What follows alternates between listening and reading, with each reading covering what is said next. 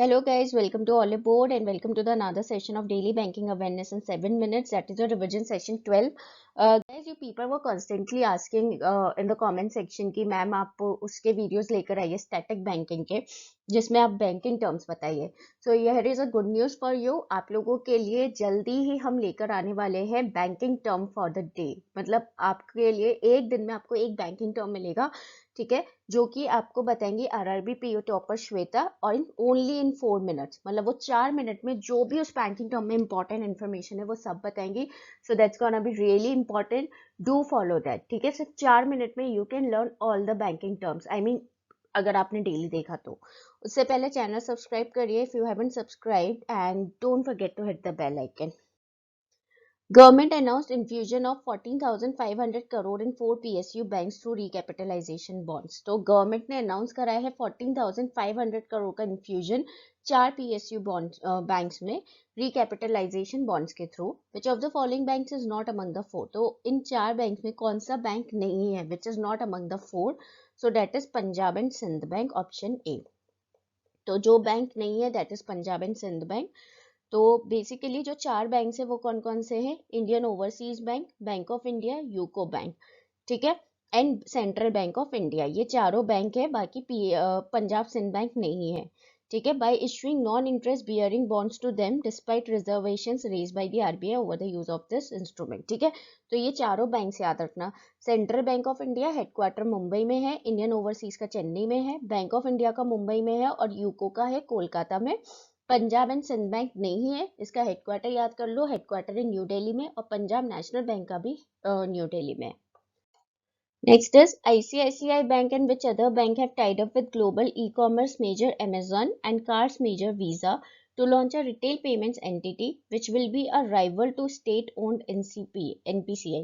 So ICICI Bank और इनमें से कौन से बैंक ने टाई अप करा है अमेजोन के साथ जो कि ग्लोबल ई कॉमर्स मेजर है और वीज़ा के साथ जो कि कार्ड मेजर है, रिटेल पेमेंट एंटिटी को लॉन्च करने के लिए, जो कि एक राइवल होगी स्टेट ऑन एनपीसीआई का. बेसिकली स्टेट ऑन एनपीसीआई जो है which is an umbrella arm for all retail payment in India, right, this is NPCI. तो बेसिकली वो उसका राइवल होगी जो भी ये रिटेल पेमेंट एंटिटी होगी. तो that is axis bank.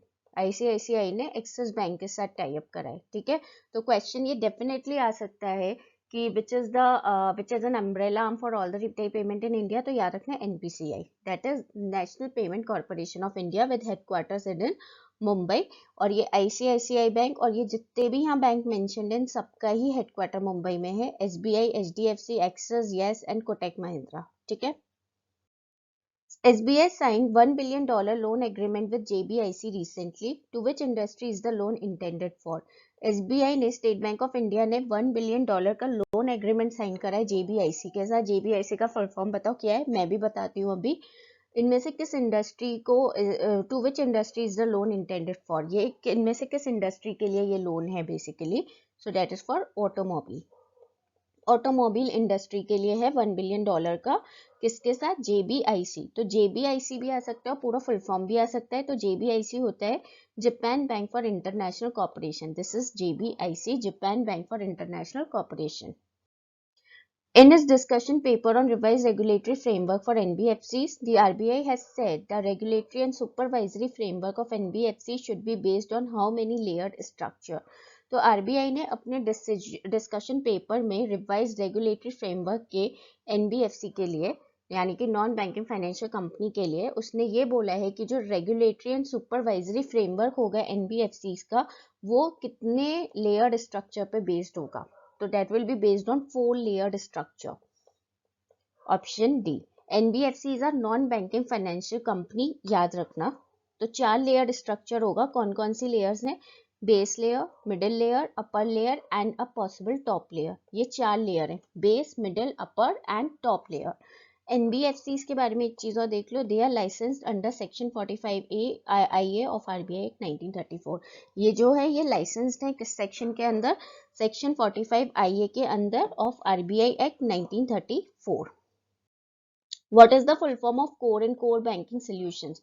Core का फुल फॉर्म बताना है कोर बैंकिंग सॉल्यूशंस में.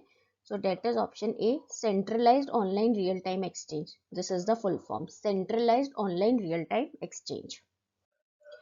Which bank became the first to offer a mobile app for authorized money changers to help customers of any bank get forex prepaid card swiftly? इनमें से कौन सा bank है जो कि पहला बैंक है एक मोबाइल ऐप ऑफर करने के लिए, to offer a mobile app for authorise money changers, authorise money changers के लिए, जिसमें वो कस्टमर्स को हेल्प करेगा किसी भी बैंक के, of any bank, to get forex prepaid card swiftly, forex prepaid card swiftly देने के लिए, to get forex prepaid card swiftly.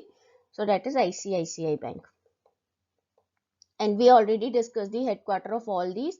SBI, Axis, HDFC, ICICI, Yes Bank, इन सबके headquarter मुंबई में. Who partner with Suryoday Small Finance Bank to offer fixed deposit services recently? इनमें से किसने सूर्योदय small finance bank के साथ पार्टनरशिप की है जिसमें FD सर्विसेज ऑफर होंगी, to offer fix deposit services recently? So that is Paytm Payment Bank. Paytm Payment Bank का हेडक्वार्टर याद रखना, it is important, it is in Noida. इसका हेडक्वार्टर है नोएडा में. Now the last question is which of the following is not true with respect to payment banks in India? जो payment bank होते हैं उसके बारे में आपको बताना है. तो ये 5 स्टेटमेंट है. आपको बताना है कौन सा स्टेटमेंट ट्रू नहीं है. सो पहला है can accept time and demand deposits. Payment bank time and demand deposit accept कर सकते हैं, that is true. They can accept both time and demand deposit, यानी कि टाइम में FD RD आ गए और डिमांड में करंट सेविंग अकाउंट वगैरह आ गए. No NRI deposits. They don't accept any NRI deposits. That is also true. Cannot issue debit card. Payment bank जो है ये डेबिट कार्ड इश्यू नहीं कर सकते. That is false. They can issue debit cards. तो इसीलिए आपका जो पर्टिकुलर क्वेश्चन का आंसर हो गया वो हो गया ऑप्शन C. ठीक है, आगे के स्टेटमेंट देख लेते हैं just for your knowledge. Can become banking correspondent of another bank. ये बैंकिंग करेस्पॉन्डेंट बन सकते हैं किसी और बैंक के. Yes, that is also true. PSL norms not applicable. PSL norms applicable नहीं है, this is also true. PSL क्या होता है? Priority sector lending norms. तो PSL जो होता है वो आपके एक पर्टिकुलर सेक्टर में जिसमें आपको लोन वगैरह देना होता है, दैट इज PSL. तो जो पेमेंट बैंक और स्मॉल फाइनेंस बैंक है, देखिए हम अंडर नीश बैंकिंग. पेमेंट बैंक जो है ये डिफरेंशिएटेड बैंक्स के अंदर आते हैं, जो मैंने आपसे कल भी डिस्कस करा था अपने सेशन में. तो वो ऑलरेडी एक पर्टिकुलर सेक्टर से डील कर रहे हैं, इसीलिए यहाँ पे PSL नॉर्म्स एप्लीकेबल नहीं है. सो दैट इज ट्रू. तो इस पर्टिकुलर क्वेश्चन का आंसर हो गया option C. So guys, here we are done with your daily banking awareness in 7-minute session. Hit the like button if you like the video. Don't forget to share with your friends and do subscribe our channel.